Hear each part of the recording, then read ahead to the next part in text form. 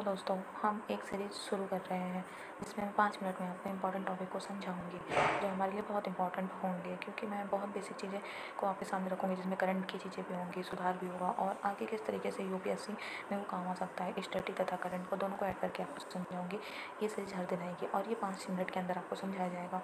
चलिए शुरुआत करते हैं, उम्मीद है कि आपको पसंद आएगी। लोकतंत्र और निर्वाचन। लोकतंत्र किसे कहते हैं? लोकतंत्र वह प्रणाली है जिसमें जनता सर्वोच्च होती है और वो अपने प्रतिनिधियों का चुनाव स्वतंत्र और निष्पक्ष चुनाव के माध्यम से करती है। प्रमुख विशेषताएं क्या होती है? जनता की संप्रभुता होती है, समान मताधिकार होता है, बहुमत का शासन होता है, अल्पसंख्यकों के अधिकारों की रक्षा होती है, विधायिका की दायित्वता होती है। भारतीय संविधान में निर्वाचन संबंधित प्रावधान को समझाते हैं।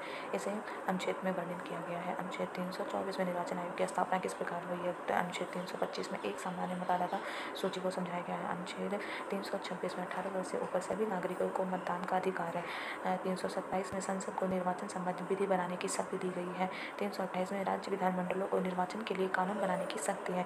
अनुच्छेद 329 में निर्वाचन से संबंधित मामलों में न्यायालय की सीमित भूमिका का वर्णन किया गया है। भारत में निर्वाचन व्यवस्था किस प्रकार से, उसके बिंदु को हम समझते हैं। भारत में प्रत्यक्ष और अप्रत्यक्ष दोनों चुनाव होते हैं। लोकसभा और राज्य विधानसभाओं के लिए प्रत्यक्ष चुनाव होते हैं। राष्ट्रपति, उपराष्ट्रपति और राज्यसभा के लिए अप्रत्यक्ष चुनाव होते हैं।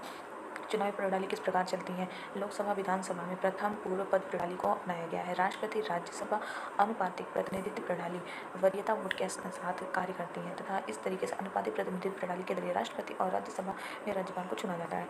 अब हम निर्वाचन क्षेत्रों में आरक्षण की बात करते हैं, जैसे ST और इन लोगों को आरक्षण प्राप्त है उसके बारे में आपको समझाते हैं। अनुसूचित जाति और अनुसूचित जनजाति के लिए लोकसभा और विधानसभा सीटों का आरक्षण किया गया। संविधान 103वें संशोधन के जरिए अधिनियम 2019 के अनुसार EWS के लिए आरक्षण, लेकिन निर्वाचन में नहीं। अनुच्छेद 330 और 332 अनुसूचित जाति और जनजाति के लिए आरक्षित सीटें, संपत्ति या जाति आधारित वोटिंग निषेध है।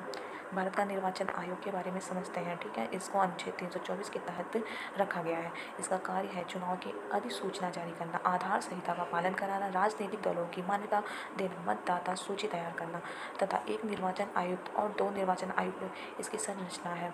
कार्यकाल इसका 6 वर्ष 65 वर्ष की आयु तक होती है। राष्ट्रपति द्वारा CEC को नियुक्त किया जाता है। निर्वाचन संचालन के लिए प्रशासनिक मशीनरी। चुनाव संचालन में सहयोगी संस्थान कौन कौन से हैं, जिसमें राज्य चुनाव आयोग भी सम्मिलित होता है तथा मुख्य निर्वाचन अधिकारी सम्मिलित होते हैं। जिला निर्वाचन अधिकारी का भी योगदान होता है। मतदान अधिकारी, निरीक्षक तथा केंद्रीय पर्यवेक्षण का भी योगदान होता है। निर्वाचन प्रक्रिया किस प्रकार से और कितने चरणों में होती है, इन्हें मैं समझाने की आपको कोशिश करती हूँ।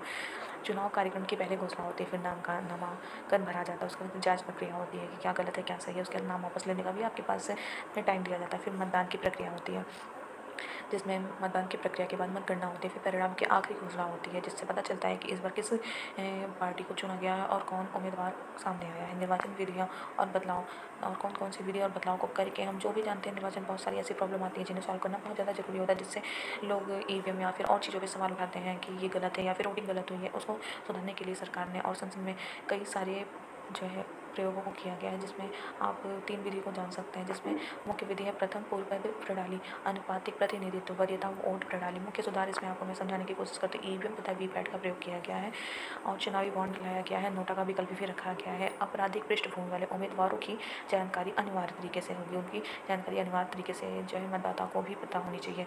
कैश फ्री चुनाव की ओर बढ़ना बहुत जरूरी है। संभावित यूपीएससी स्तर के MCQ को भी हम सॉल्व करते हैं, ताकि आपके जो भी जो है क्वेरी रह जाए या फिर जो भी क्वेश्चन जो आपको समझ में है उससे इससे सॉल्व किया जा सके। भारत के संविधान को कौन सा अनुच्छेद निर्वाचन आयोग से संबंधित है?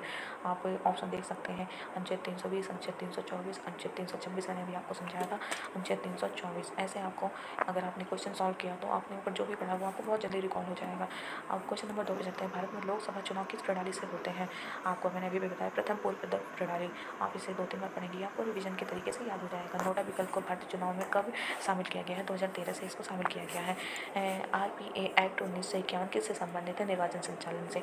जो टॉपिक मैंने ऊपर जो भी क्वेश्चन रह गए उनको मैंने इसमें कवर कराया है, ताकि आप बेसिक और क्वेश्चन के जरिए पूरे टॉपिक को अच्छे से समझ सके। क्वेश्चन नंबर 5 की तरफ चलते हैं। VVPAT का उद्देश्य क्या है?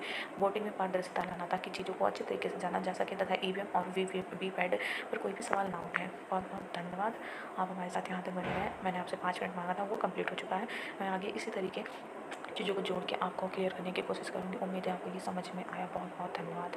अगली वीडियो के लिए हमसे जुड़े रहें।